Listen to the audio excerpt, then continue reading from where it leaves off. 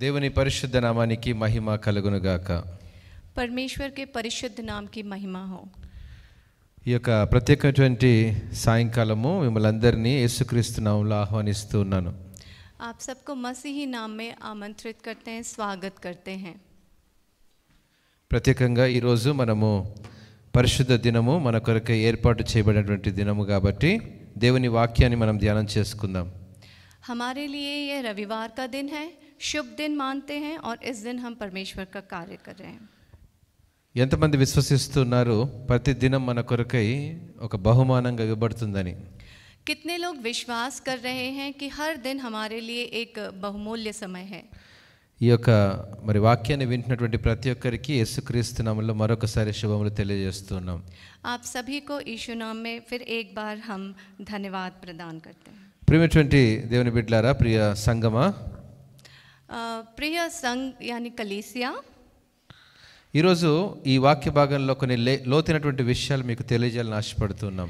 आज हम इस विषय के द्वारा आप सबसे एक गहरी बात करने की कोशिश कर रहे हैं.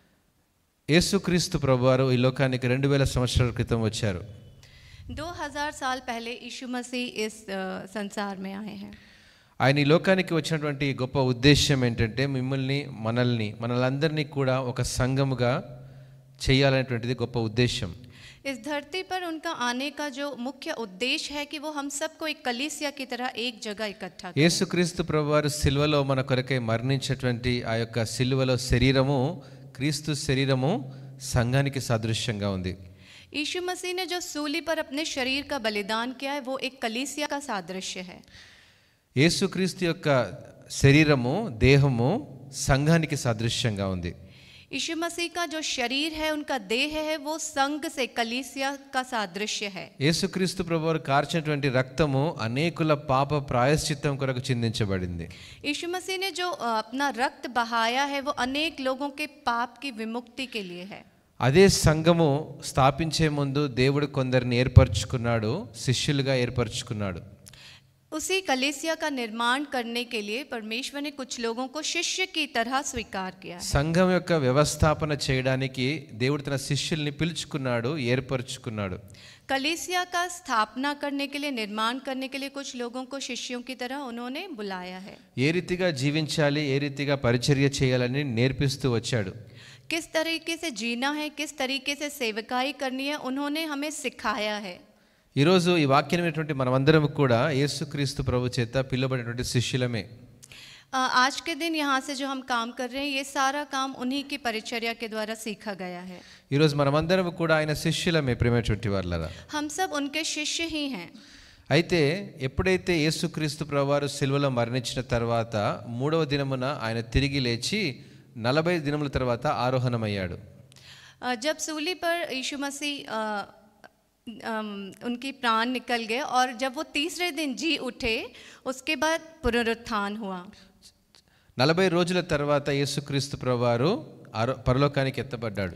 40 दिनों के बाद यीशु मसीह स्वर्ग में उठाए गए. అయితే ఆయన 3వ దినమున తిరిగి లేచిన తర్వాత तो जब वो तीसरे दिन जी उठे, पुनरुत्थान हुआ, తన శిష్యులని కలిశాడు. वो अपने शिष्यों से मिले. తన శిష్యులతో కలిసి ఒక మాట చెప్పాడు. वे अपने शिष्यों से मिले और उन्होंने कुछ बातें कही. అపోస్తల కార్యములు 1వ అధ్యాయము 8వ వచనము.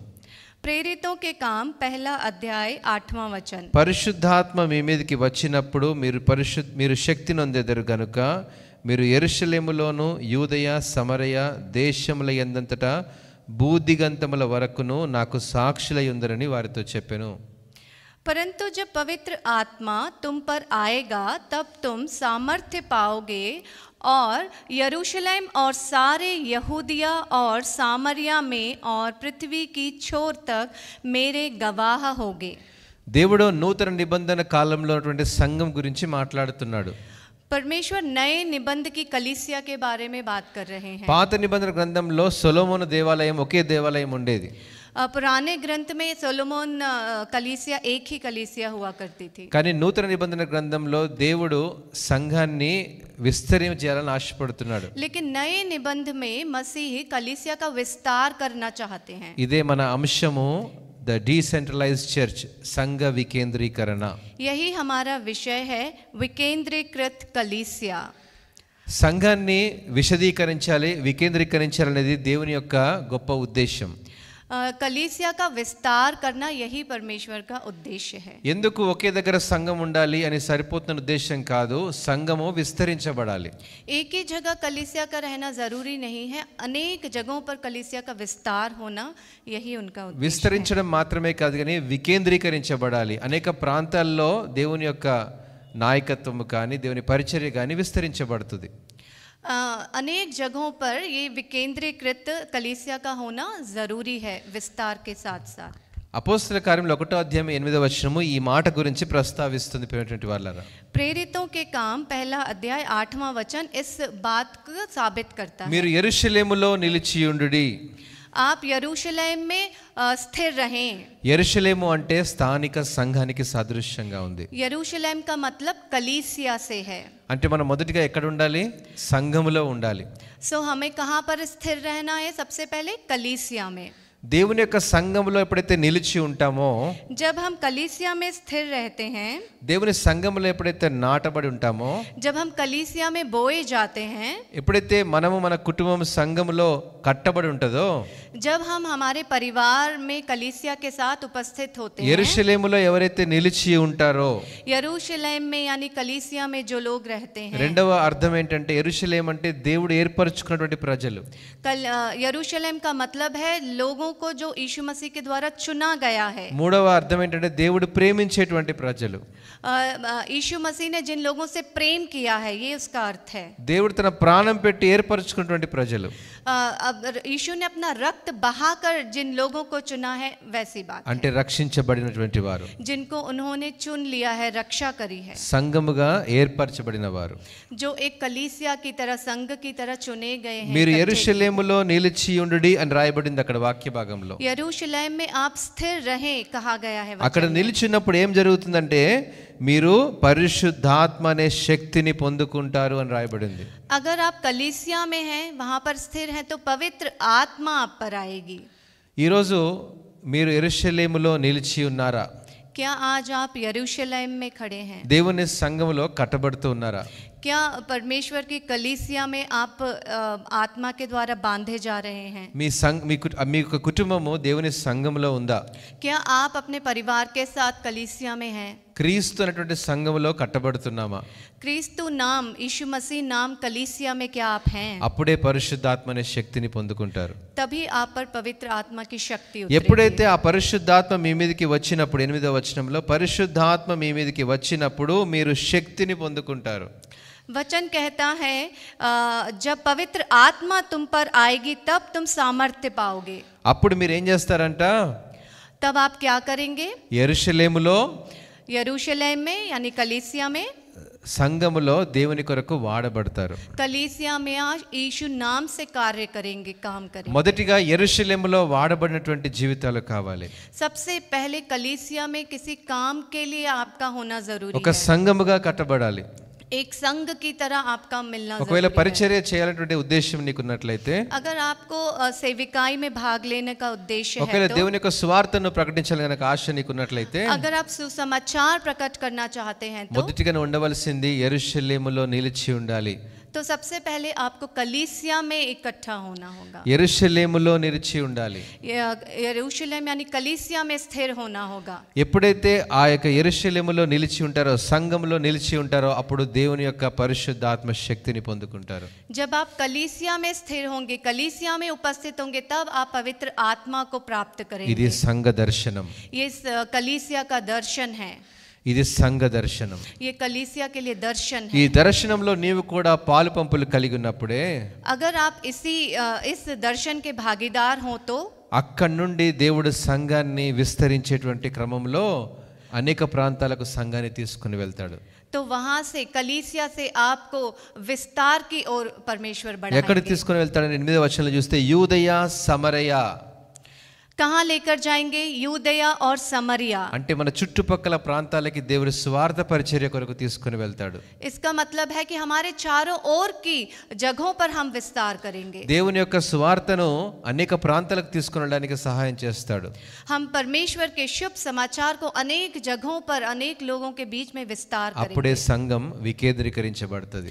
तभी जो हमारी कलीसिया है विकेंद्रित होगी. ఇది మొట్టమొదటి సంఘ దర్శనం. ये पहला कलीसिया का दर्शन है. ఇది అత్యంత ప్రాముఖ్యమైనది. ये बहुत मुख्य है. ఎందుకంటే ఆనాడు ఆది సంఘముల అపోస్తలుల కార్యములు 8:1 प्रेरितों के काम 8 वचन पहला ఆ కాలమందు యెరూషలేములోని సంఘమునకు గొప్ప హింస కలిగినందున అపోస్తలులు తప్ప అందరూ యూదయ సమరయ దేశముల యందు చెదిరిపోయిరి అని రాయబడింది. प्रेरितों के काम 8वां अध्याय पहला वचन.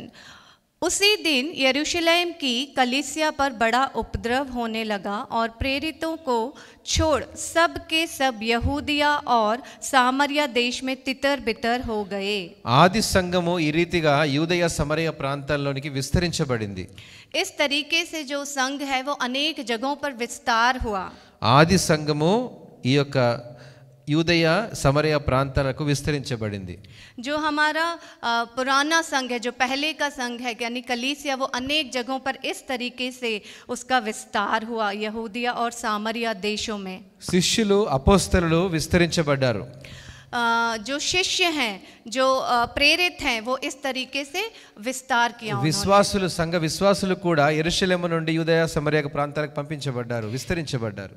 जो विश्वासी लोग हैं वो भी यूदा और समरिया जैसी जगहों के लिए विस्तार किया. దేవుడే ఆ యొక్క యెరూషలేము మీద ఆ యొక్క సంఘం మీద హింసను అనుమతించాడు.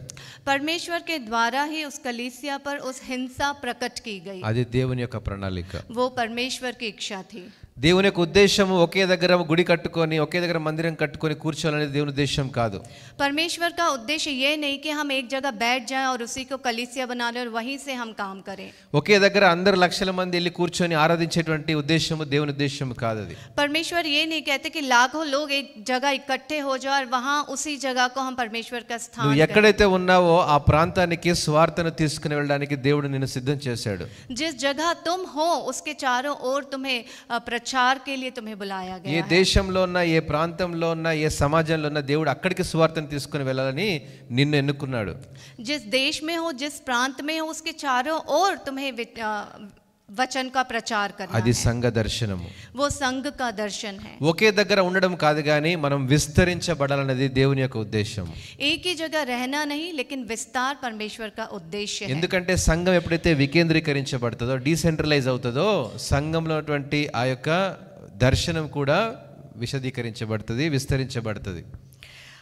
जिस तरीके से हम लोग विस्तार करेंगे और अनेक जगहों पर जाएंगे, उसी का हम प्रचार कर रहे हैं यहाँ पर इस वचन के द्वारा कि शिष्यों को और परिचारकों को अनेक जगहों पर जाना चाहिए. అలాంటి వారిగా దేవుడు మనల్ని ఎన్నుకున్నాడు. इसलिए परमेश्वर ने हमें चुना है. మరొక వాక్య భాగం చదువుకుందాం. ఎఫెసీయులకు రాసిన పత్రిక 4:11 నుంచి 11 మరియు 12 వచనం.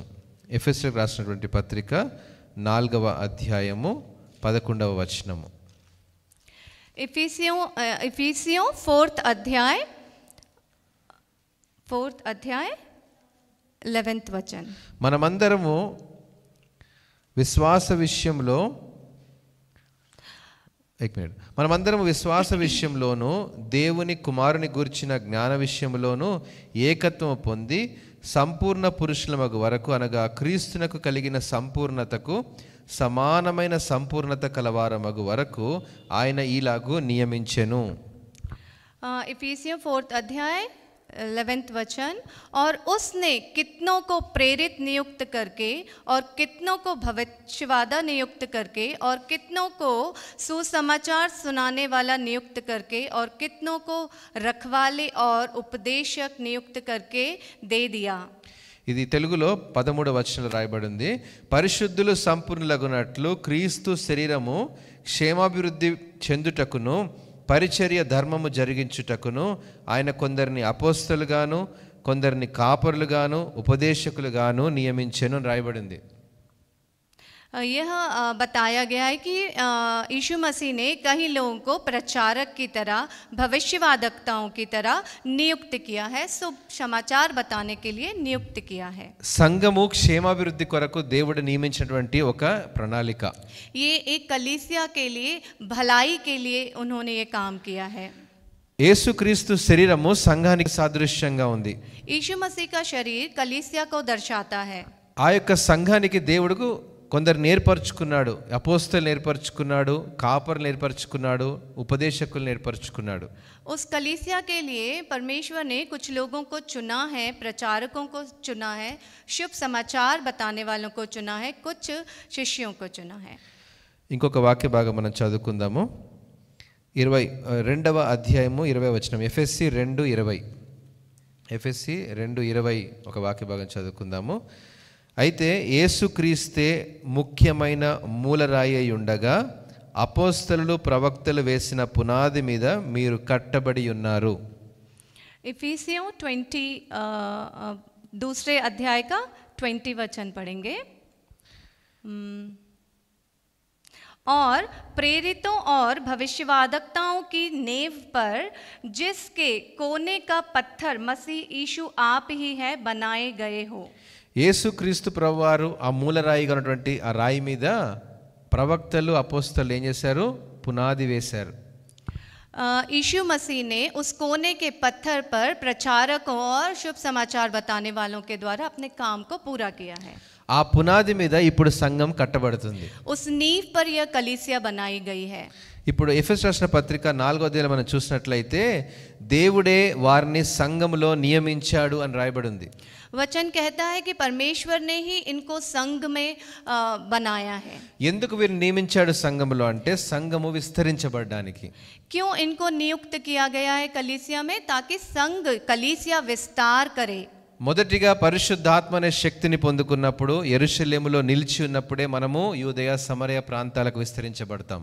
सबसे पहले जब हम पवित्र आत्मा को पाएंगे तभी हम यूदिया और सामरिया जगहों पर विस्तार कर पाएंगे। రెండవ ఉద్దేశం ఏంటంటే సంఘ వికేంద్రీకరణలో ఒకే ఒక నాయకుడు ఉన్నటువంటి ఉద్దేశము కాదు. और विकेंद्रीकृत कलीसिया का अर्थ ये है कि एक ही नायक हो, यह नहीं है।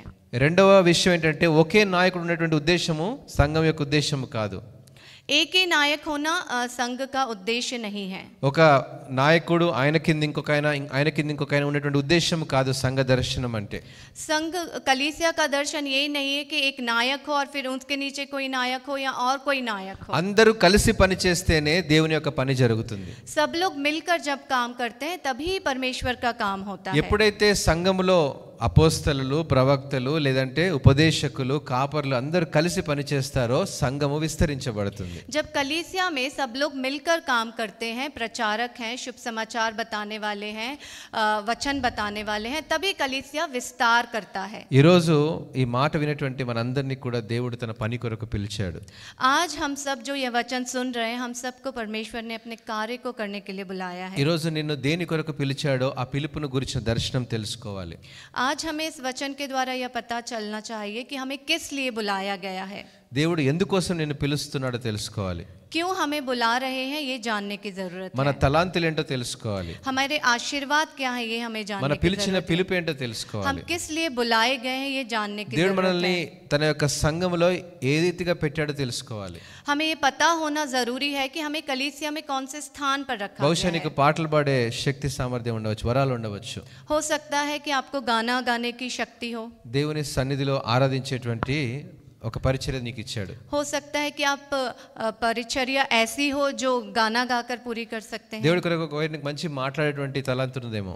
हो सकता है कि आप बहुत अच्छे तरीके से बात कर सकते हैं। మరి సంఘాన్ని నడిపించేటువంటి ఒక క్రమాన్ని కూడా దేవుడు నీకు నేర్పించవచ్చు. हो सकता है कि आप कलीसिया को बहुत अच्छी तरीके से आगे बढ़ा నీకు सकते మంచి हैं। లీడర్షిప్ స్కిల్స్ ఉండవచ్చు. आपको एक नायक के गुण हो सकते हैं। దేవుడి సంఘాన్ని చక్కగా నడిపించేటువంటి ఒక లీడర్గా నువ్వు ఉండవచ్చు. हो सकता है कि नायक की तरह अच्छे गुण और वो आपके अंदर गुण हो कि आप कलीसिया को आगे बढ़ाएं। ఒకవేళ నీకు వాక్యాన్ని అర్థం చేసుకునేటువంటి జ్ఞానం చక్కగా ఉండవచ్చు. हो सकता है कि वचन को बहुत अच्छी तरीके से समझने की शक्ति हो आप में। ఒక ఉపదేశకుడిగా, ఒక టీచర్గా దేవుడు నిన్ను సంఘంలో పెట్టడానికి ఆశపడుతున్నాడు. हो सकता है एक शिक्षक की तरह आपको कलीसिया में रखा गया हो। ఒకవేళ నువ్వు సంఘాన్ని అంటే ఇతరులను కూడా నడిపించగలిగేటువంటి సామర్థ్యం నీకు ఉండవచ్చు. ఒక కాపరిగా దేవుడు నిలబెడుతున్నాడు నిన్ను. हो सकता है कि आपको ऐसा स्थान पर रखा गया हो जहाँ पर आप अनेक लोगों को कलीसिया की ओर लेकर आ सकें। దేవుడు తన సంఘాన్ని విస్తరించడానికి వీరందరూ కలిసి పనిచేస్తేనే సంఘం విస్తరించబడుతుంది. एक कलीसिया का विस्तार तभी होता है जब हम सब मिलकर एक साथ एकजुट होकर काम करें। ఇది ఒకరి వ్యక్తి కాదు, ఇది టీం వర్క్. ये एक व्यक्ति का काम नहीं है, ये टीम నేను वर्क है। ఒక్కడనే పని చేస్తాను కాదు, అందరు కలిసి పని చేయాలి. एक जन काम नहीं करना, यहाँ पे सब लोगों को मिलकर काम करना है। మనందరం కలిసి పని చేస్తేనే ఇది క్రీస్తు శరీరము క్షేమాభివృద్ధి చెందుటకు అని రాయబడి ఉంది.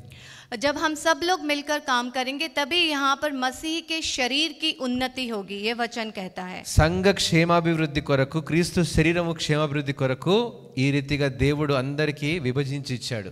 मसीह की देह की उन्नति के लिए परमेश्वर ने हम सबको यह अलग अलग काम सौंपे हैं। ఎఫెసీయులకు రాసిన పత్రిక 4:15. इफिसियों 4th अध्याय 15th वचन। वरन प्रेम में सच्चाई से चलते हुए सब बातों में उसमें जो सिर है अर्थात मसीह में बढ़ते जाएं। మనం ఎప్పుడైనా ప్రేమ కలిగి సత్యము చెప్పేటువంటి క్రీస్తు వలె ఉండాలి అంటే जब हम अपने अंदर प्रेम और यीशु की तरह बढ़ना चाहें तो యేసు క్రీస్తు ప్రభు ఏ రీతిగా ఆ శరీరాన్ని అమర్చాడో సంఘాన్ని కూడా అలానే సిద్ధపరిచాడు. जिस तरीके से मसीह ने अपने शरीर को दर्शाया है, रखा है हमारे बीच में, वैसे ही कलीसिया को మన శరీరంలో ప్రతి అవయవం ఏ రీతిగా దేవుడు పొందుపరిచాడో, जिस तरीके से हमारे शरीर में हर अंग का अपना अपना काम है, దేవుడు తన సంఘంలో కూడా ప్రతి ఒక్కరికి అలాంటి బాధ్యతలు ఇచ్చాడు. उसी तरह परमेश्वर ने कलीसिया में भी हर किसी को अलग अलग काम सौंपे हैं। 16వ వచనం, ఆయన శిరస్సై ఉన్నాడు, ఆయన నుండి సర్వ శరీరము చక్కగా అమర్చబడి తనలోనున్న ప్రతి అవయవము తన తన పరిమాణము చొప్పున పనిచేయుచుండగా ప్రతి కీలు వలన కలిగిన బలము చేత అతుకబడి ప్రేమయందు తనకు క్షేమాభివృద్ధి కలుగునట్లు శరీరమునకు అభివృద్ధి కలుగజేయుచున్నది. जिससे सारी देह हर एक जोड़ की सहायता से एक साथ मिलकर और एक साथ घटकर उस प्रभाव के अनुसार जो हर एक भाग के परिमाण से उसमें होता है अपने आप को बढ़ाती है कि वह प्रेम में उन्नति करती जाए। తన తన పరిమాణము చొప్పున దేవుడు ఒక పని ఇచ్చాడు మనకి. अपने अपने गुणों के हिसाब से परमेश्वर ने हमें काम दिया है। వారి వారి శక్తి సామర్థ్యాలను బట్టి దేవుడు తన పని అప్పచెప్పాడు. हर किसी के गुणों को देखकर परमेश्वर ने हर किसी को काम सौंपा है। అందరూ అన్ని పనులు చేయలేరు. सब लोग सभी काम नहीं कर सकते। శరీరంలో చేయి కాలు ఏ రీతిగా వాటికి పని నియమించబడిందో, जिस तरीके से शरीर में हाथ और पैर का अपना अपना काम है, అదే రీతిగా సంఘములో మనందరికి కూడా ఒక్కొక్క బాధ్యతలు ఇచ్చాడు దేవుడు. उसी तरह कलीसिया में भी हम सबको अलग अलग काम सौंपे మనం गए అందరం हैं। కలిసి పని చేస్తేనే దేవుని పరిచర్య ముందుకు వెళ్తుంది. हम सब मिलकर काम करेंगे तभी परमेश्वर की जो सेविकाई है वो आगे बढ़ेगी। అందుకే మూడవ విషయము, దేవుని యొక్క సంఘము శరీరానికి సాదృశ్యంగా ఉంది. इसीलिए तीसरी जो बात है वो कलीसिया शरीर जो है वो मसीह की देह के समान है। యేసుక్రీస్తు శరీరానికి సాదృశ్యంగా ఉంది. यीशु मसीह के देह के लिए है। ఆ శరీరానికి శిరస్సు ఎలానో యేసుక్రీస్తు ప్రభువారు ఆ సంఘానికి శిరస్సుగా ఉన్నారు. कलीसिया के लिए यीशु मसीह एक सिर के समान है, शीश के समान है। ఆ శరీరానికి తలగా ఏ రీతిగా తల మరి ఆధిపత్యం వహిస్తుందో యేసుక్రీస్తు ప్రభువారు సంఘానికి శిరస్సు అయి ఉన్నాడు. एक शरीर के लिए जिस तरह हमारा सर मुख्य होता है, उसी तरह कलीसिया के लिए भी मसीह की देह सर की तरह है, एक शीश की तरह है। అపోస్తల కార్యములు 2వ అధ్యాయము 42వ వచనము. अपोस्तल कार्य 2रा अध्याय 42వ వచనంలో చూస్తే, వీరు అపోస్తలుల బోధ యందును సహవాసమందును రొట్టె విరుచుట యందును ప్రార్థన చేయుట యందును ఎడతెగక యుండిరి అని వ్రాయబడింది. और वे प्रेरितों से शिक्षा पाने और संगति रखने और रोटी तोड़ने में और प्रार्थना करने में लौलीन रहे। 46వ వచనం చూస్తే, మరియు వారేక మనస్కులై ప్రతి దినము దేవాలయంలో తప్పక కూడుకొనుచు ఇంటింటా రొట్టె విరుచుచు దేవుని స్తుతించుచు ప్రజలందరి వలన దయ పొందిన వారైరి. 46 वचन, और वे प्रतिदिन एक मन होकर मंदिर में इकट्ठे होते थे और घर घर रोटी तोड़ते हुए आनंद और मन की सीधाई से भोजन किया करते थे.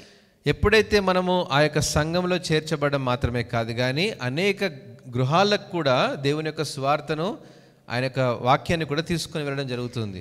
जब हम किसी एक जगह इकट्ठे ना होकर घर घर में जाकर उस रोटी का आनंद लेते हैं तब वचन का विस्तार होता అంటే है. ఆయన శరీరంలో కూడా పాలు పంపులు పొందడానికి రొట్టెలో ఆయన యొక్క పాత్రలో కూడా చేయి వేస్తున్నారు అక్కడ. तो उनके शरीर में भाग लेने के लिए भी ये घर घर जाकर कार्य किया जा रहा है. యేసుక్రీస్తు ప్రభు శరీరానికి సాదృశ్యంగా ఉన్న రొట్టె, ఆయన రక్తానికి సాదృశ్యంగా ఉన్నటువంటి ద్రాక్షరసంలో కూడా పాలు పంపులు కలిగి ఉంది సంఘం. जो कलीसिया है उसने मसीह के शरीर यानी देह में रक्त और शरीर में भाग लिया है. అందుకే దీన్ని ఏమంటారంటే సమాజానికి కేంద్రీకృతమైన సంఘం, కమ్యూనిటీ సెంటర్డ్ చర్చ్. इसीलिए इसे बोला जाता है कम्युनिटी सेंटर, समाज के लिए एक केंद्रित जगह. సమాజంలో కూడా ఈ యొక్క సంఘం విస్తరించబడాలనే దేవుని ఉద్దేశం. समाज में भी यह एक कलीसिया का विस्तार होना परमेश्वर का ఒక उद्देश्य है. సంఘం స్థాపించబడాలంటే బిల్డింగ్ అవసరం లేదు. अगर एक कलीसिया को आगे बढ़ना है तो उसके लिए एक किसी मकान बिल्डिंग की जरूरत नहीं है. ఈరోజు నీ కుటుంబంతో సంఘం స్థాపించబడుతుంది. आज के दिन तुम्हारे परिवार के द्वारा एक कलीसिया बनाई जाएगी. ఈరోజు దేవుడు నిన్ను పిలిస్తే నీ సంఘముతోనే సంఘం స్థాపించబడుతుంది, నీ కుటుంబంతోనే సంఘం స్థాపించబడుతుంది. अगर परमेश्वर ने तुम्हें बुलाया है तो तुम्हारे ही परिवार के द्वारा कलीसिया की स्थापना ఎక్కడ ఇద్దరు ముగ్గురు నా నామమున కూడి ఉంటారో అక్కడ నేను ఉంటాను అన్న ప్రభువు ఈ మాట వాగ్దానం ఇస్తున్నాడు. वचन कहता है जहाँ एक से दो लोग इकट्ठे होते वहीं पर वचन का विस्तार होता है. ఎక్కడైతే ఇద్దరు ముగ్గురు యేసుక్రీస్తు నామములో మోకరించి ప్రార్థన చేస్తారో అక్కడే సంఘం ప్రారంభించబడుతుంది. जहाँ पर एक से दो लोग घुटने टेक कर मसीह नाम में प्रार्थना करते हैं वहीं पर संघ की स्थापना होती అందుకే है. సంఘానికి మరొక డెఫినేషన్ ఉంది. इसीलिए कलीसिया के लिए एक और परिभाषा है. కుటుంబాల కుటుంబం సంఘం, అన్ని కుటుంబాలు కలిసి ఒక కుటుంబం అవడమే నిజమైనటువంటి సంఘం. कलीसिया का मतलब है सारे कुटुंब जो हैं वो मिलकर जब एक हो जाते हैं तो कलीसिया कहलाती है. మొదటిగా మనం తెలుసుకున్నాము, యెరూషలేములో నిల్చున్నప్పుడు మనము పరిశుద్ధాత్మ అనే శక్తిని పొందుకుంటాము. सबसे पहले हमें जानने की जरूरत है कि जब हम कलीसिया में होंगे तो हम पवित्र आत्मा को ग्रहण ఇది करेंगे. మొదటి విషయం. ये पहला विषय है. రెండో విషయం ఏం తెలుసుకున్నాము అంటే సంఘము విస్తరించబడడానికి దేవుడు ప్రతి ఒక్కరికి బాధ్యతలు ఇచ్చాడు. कलीसिया के विस्तार होने के लिए परमेश्वर ने हर एक व्यक्ति को अलग अलग कार्य दिए हैं. మనం మూడో విషయం తెలుసుకున్నాము, క్రీస్తు శరీరము సంఘానికి సాదృశ్యంగా ఉంది. हमने तीसरी बात ये जानी कि मसीह की देह कलीसिया के लिए दर्शाई गई है. ఇప్పుడు నాలుగో విషయం తెలుసుకుందాము. हम अब चौथे विषय पर ఈరోజు సంఘం వికేంద్రీకరించబడుతున్నప్పుడు అనేకటువంటి సమస్యలు ఉంటాయి. आज के दिन जब कलीसिया का विकेंद्रीकरण हो रहा है तो कई समस्याओं का हमें सामना करना మొదటి पड़ता है. సమస్య ఏంటంటే నాయకులుగా ఉన్నటువంటి వారు లేదా పరిచర్య చేసేవారు కొద్ది మంది మాత్రమే ఉన్నారు. पहली समस्या ये है कि यहाँ पर जो लीडर्स हैं वो बहुत कम हैं.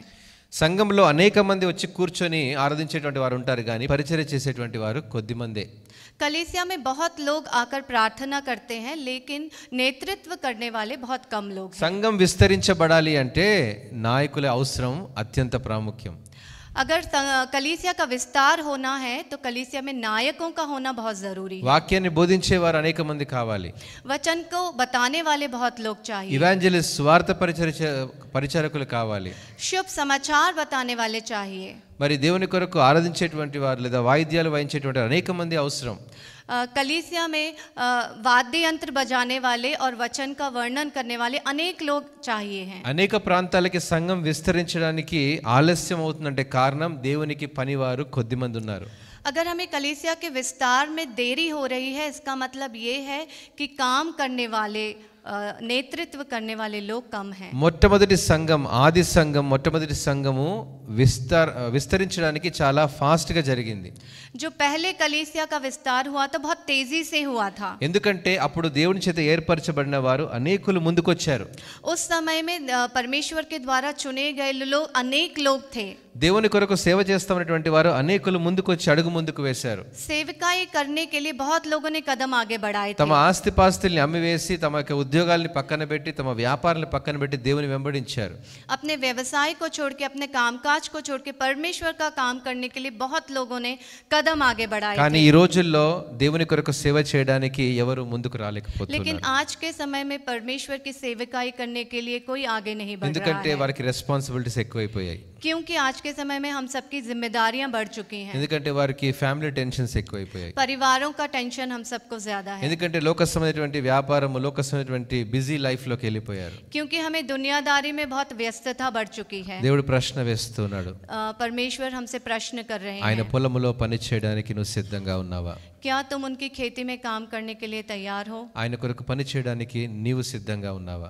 क्या तुम तैयार हो उनके लिए काम करने के लिए? ఎవరో వచ్చి దేవుని సేవ చేస్తారు అనుకోవద్దు. कोई और आकर परमेश्वर की सेवकाई करेगा यह मत सोचो. ఈ మాట వింటున్నావు అంటే you are the chosen one. अगर आप ये बात सुन रहे हैं तो आप ही वो व्यक्ति हैं. నీవే దేవుని కొరకు సేవకునిగా నిలబడు. आप ही उठकर सेवकाई के लिए खड़े हो. ఆ పరిశుద్ధాత్మ శక్తిని పొందుకుంటావు. उस पवित्र आत्मा की शक्ति को प्रकट करो. యెరూషలేములో వాడబడతావు. परमेश्वर की शरण में काम करो. यरूशलेम में यानी कलीसिया में ఆయన काम किए సంఘములో जाओगे. వాడబడతావు. कलीसिया में काम किए जाओगे. యూదయ సమరయ ప్రాంతాలకు తీసుకొని వెళ్తాడు. यूदया और सामरिया जैसी जगहों पर लेकर అనేక जाएंगे. చుట్టుపక్కల ప్రాంతానికి నేను నడిపించేటువంటి వాడుగా ఉంటాడు. हमारे चारों ओर के प्रांतों में जाकर सेवकाई करने का मौका అంతేకాదు భూదిగంతములకు నిన్ను నడిపించేటువంటి సేవకునిగా నిలబెడతాడు. चारों तरफ तुम्हें सेवकाई करने के लिए तुम्हें चुना యేసుక్రీస్తు जाएगा. ప్రభువారు ఇచ్చినటువంటి గొప్ప దర్శనం అదే ప్రియమైనటువంటి వాళ్ళారా. मसीह के द्वारा दिया गया दर्शन है वो. మనము భూదిగంతములకు వెళ్ళి స్వార్థను ప్రకటించాలి. दुनिया के चारों ओर जाकर हमें सुसमाचार నేను प्रकट ఇక్కడే करना है. కూర్చుంటాను ఇక్కడే సుఖంగా దేవుని సేవ చేస్తాను కాదు దేవుని ఉద్దేశం. हम यहीं रहेंगे और यहीं से सेवकाई करेंगे यह परमेश्वर का ఎంతో उद्देश्य మంది नहीं గొప్ప है. దైవజనులు మిషనరీలు అనేక ప్రాంతాలకు వెళ్ళి సువార్తను ప్రకటించారు. बहुत सारे प्रवक्ताओं ने प्रेरितों ने अनेक जगहों पर जाकर कार्य किया है. ఇప్పుడు అనేకమైన అవకాశాలు మనకున్నాయి. अभी हमारे पास अनेक मौके हैं. అప్పుడు ప్రయాణించాలంటే కేవలం సముద్ర మార్గంలోనే వెళ్ళాల్సి వచ్చేది. अगर हमें पहले यात्रा करनी होती तो समुद्र के जरिए करनी होती थी. ఇప్పుడు మనకు చక్కగా టెక్నాలజీ ఉంది. अभी हमारे पास टेक्नोलॉजी है. మంచి నెట్వర్క్ ఉంది. हमारे पास नेटवर्क है. సోషల్ మీడియా ఉంది. सोशल मीडिया है. వీటన్నిటిని ఉపయోగించుకొని అనేక ప్రాంతాలకు వెళ్ళి స్వార్థ ప్రకటించడానికి ఉపయోగించవచ్చు. इन सब का इस्तेमाल करते हुए हम अनेक प्रांतों में जाकर सेवकाई कर सकते మనం हैं. చాలా సార్లు యూట్యూబ్ లో చూస్తూ ఉంటాం కదా. हम कई बार YouTube में देखते हैं. కొంతమంది వేరే వేరే ప్రాంతాలకు వెళ్ళి అక్కడ వ్లాగింగ్ చేస్తూ ఉంటారు. अनेक प्रांतों में जाकर लोग ब्लॉगिंग करते हैं. అక్కడ ఆహార అలవాట్లు ఇలా ఉన్నాయి, ఇక్కడ మనుషులు ఇలా ఉన్నారు, ఇక్కడ రోడ్లు ఇలా ఉన్నాయని చెప్తూ ఉంటారు. अनेक जगहों पर जाकर वहाँ का एरिया ऐसा है, यहाँ का भोजन ऐसा है, यहाँ पर ये सारे अलग अलग काम होते हैं हमें दिखाया అనేక जाता है. ప్రాంతాలకు వెళ్ళి చక్కగా వారి ప్లేస్ ని వారు చక్కగా వారు మనకి చూపిస్తూ ఎక్స్ప్లెయిన్ చేస్తూ ఉంటారు. अनेक प्रांतों में जाकर उस जगह के बारे में हमें वर्णन किया जाता है. వారికి సమయం ఉంది उनके पास वक्त है, కానీ మనకు లేదు. हमारे पास नहीं है. మనము దేవుని కొరకు స్వార్థ ప్రకటించడానికి మనకు సమయం లేదు ప్రేమటువంటి వాళ్ళారా. हमारे पास आज शुभ समाचार बताने के लिए समय మనం नहीं है. చాలా సార్లు అనుకుంటాం నా దగ్గర డబ్బు లేదనుకుంటాం, हम बहुत बार सोचते हैं कि हमारे पास पैसे नहीं లేదా हैं. అక్కడికి వెళ్తే నాకు భాష రాదనుకుంటాం, और हम सोचते हैं कि हम अगर वहाँ जाएंगे तो हमें भाषा नहीं అక్కడికి आती. వెళ్తే సరైన భోజనం మనకు త్వరగా తినలేమనుకుంటాం. हम सोचते हैं कि अगर हम कहीं गए तो हमें वहाँ का खाना नहीं- పరిశుద్ధాత్మ అనే శక్తిని పొందుకున్నప్పుడే ఇవన్నీ మనము అసాధ్యమైనవి సుసాధ్యం చేయగలం. जब हम पवित्र आत्मा की शक्ति को ग्रहण कर लेते तब ये सब कुछ हमारे लिए आसान हो जाता है. యేసుక్రీస్తు పని అంటే ఆయన పని అంటే ఆయన అప్పచెప్పిన పని అంటే ఆయనే దానికి సహాయం చేస్తాడు. यीशु मसीह के कार्य को करने के लिए वही हमारे सहायक होंगे. మనము మొదటి అడుగు వేయాలి. हमें सिर्फ कदम उठाने की जरूरत है. మనం వేసేటువంటి ఆ మొట్టమొదటి అడుగే క్రీస్తు కొరకు తీసుకున్నటువంటి నిర్ణయం ప్రియమైనటువంటి వాళ్ళారా. हमारा उठाया हुआ वह पहला कदम ही हमें मसीह के ओर बढ़ाने के తన लिए है. పొలములో పని చేయడానికి దేవుడు పిలుస్తూ ఉన్నాడు. वो अपनी खेती में काम करने के लिए हमें बुला रहे हैं. ఇది సంఘ వికేంద్రీకరణ.